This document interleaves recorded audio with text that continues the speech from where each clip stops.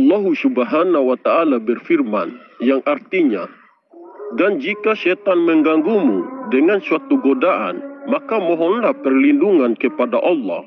Sungguh, dialah yang maha mendengar, maha mengetahui. Quran Surat Fusilat ayat 36.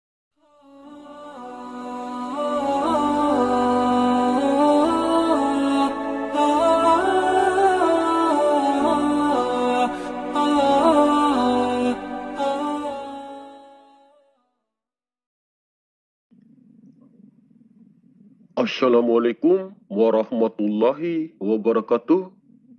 Halo sobat semua, selamat datang di MSLB Channel.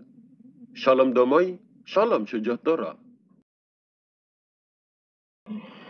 Sang Khalifah ataupun Imam Mahdi adalah sosok yang tersembunyi, sehingga sangat sulit diketahui oleh banyak orang. Bahkan musuh-musuh Islam pun sangat sulit mengetahui tentang keberadaannya. Sang Khalifah ataupun Imam Mahdi adalah seorang pemimpin yang mendapatkan petunjuk dari Allah Subhanahu wa Ta'ala. Karena sudah mendapatkan petunjuk dari Allah Subhanahu wa Ta'ala, beliau bisa mengetahui jati dirinya sendiri, bahwa dirinya adalah seorang Khalifah Allah yang menjadi pemimpin bumi pada zaman sekarang ini. Sang Khalifah ataupun Imam Mahdi awalnya berjalan dan berusaha sendiri dan dibimbing langsung oleh Allah Subhanahu wa Ta'ala. Tidak ada seorang pun yang mendampingi dan menemani beliau. Setelah sang Khalifah ataupun Imam Mahdi mendapatkan petunjuk dari Allah Subhanahu wa Ta'ala, beliau dianjurkan untuk mempunyai seorang pembimbing rohani, yaitu seorang guru mursyid, agar ilmu dan amalan yang dijalankannya bisa tersambung langsung sampai kepada Rasulullah. Guru mursyidnya Imam Mahdi adalah wasilah atau silsilah penyambung Rasulullah yang pernah menjadi pemimpin bumi pada zamannya terdahulu. Setelah habis masa kepemimpinan gurunya memilih lagi Imam Mahdi untuk menjadi pemimpin bumi selanjutnya. Gurunya memilih Imam Mahdi sebagai pemimpin bumi selanjutnya bukan karena keinginan gurunya sendiri, tetapi karena atas pilihan Allah Subhanahu wa Ta'ala. Saat itulah sang Khalifah ataupun Imam Mahdi mulai melanjutkan dan menyampaikan amanah yang diemban olehnya. Semenjak wafat gurunya, sang Khalifah ataupun Imam Mahdi mendirikan suatu majelis ilmu tarekat tasawuf sufi. Tempat majelis ilmu tersebut sama saja seperti yang didirikan oleh gurunya Imam Mahdi. Pada saat itu, tidak ada yang percaya bahwa beliau adalah pewaris roh kerasulan yang akan menjadi Khalifah Allah, pemimpin bumi selanjutnya. Sejak itulah sang Khalifah ataupun Imam Mahdi memulainya dari awal. Beliau berjalan dan berusaha sendiri untuk menyampaikan dan menjalankan amanah.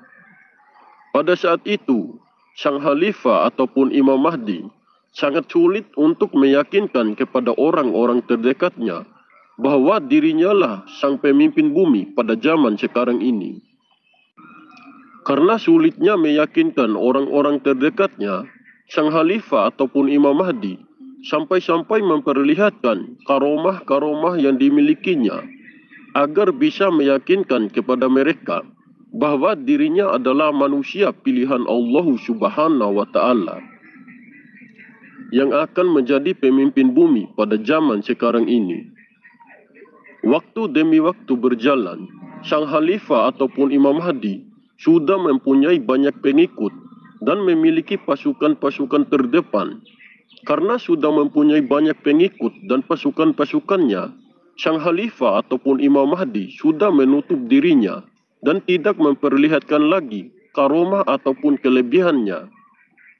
Bahkan beliau menutup rapat-rapat dirinya agar tidak disanjung oleh para pengikutnya ataupun orang lain. Karena tidak semua dari pengikut dan pasukannya bisa mengetahui bahwa beliau adalah sang pemimpin bumi ini.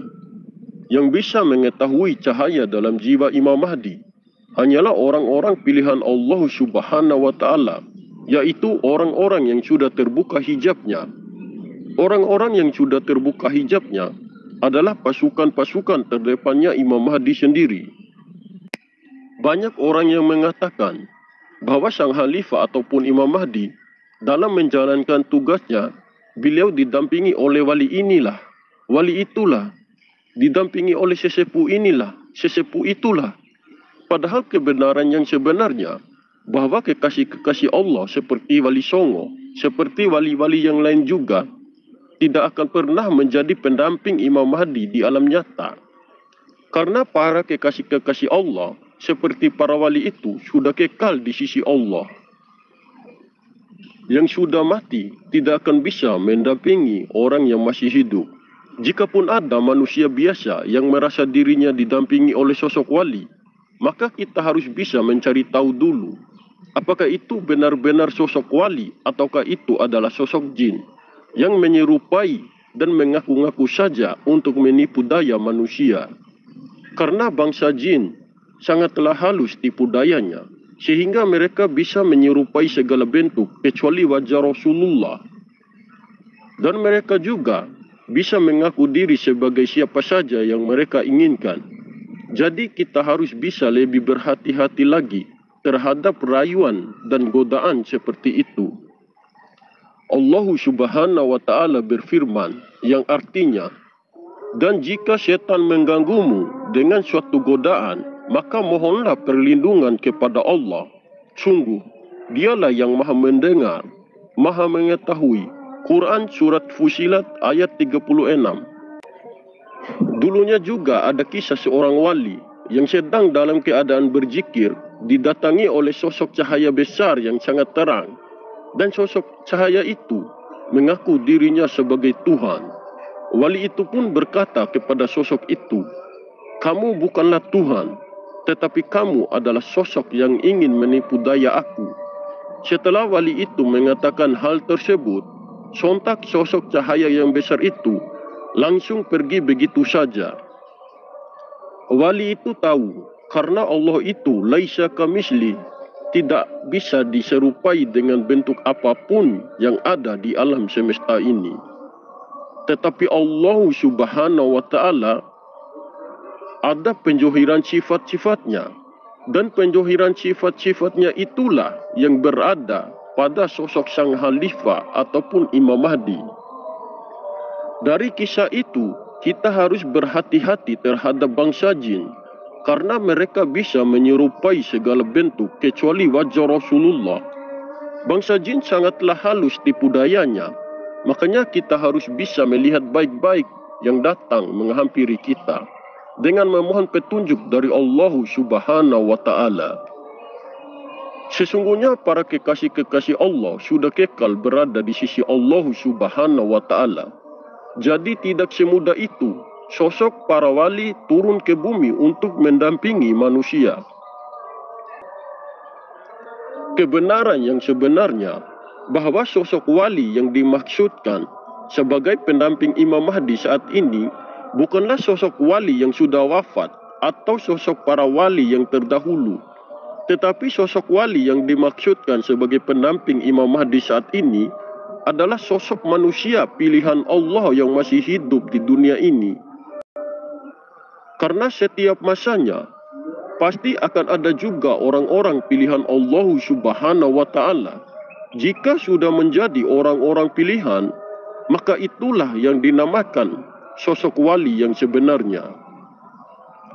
Dinamakan wali karena seorang hamba yang sudah dikasihi dan dicintai oleh Allah Subhanahu wa Ta'ala, sehingga jadilah hamba itu seorang pilihan Allah Subhanahu wa Ta'ala.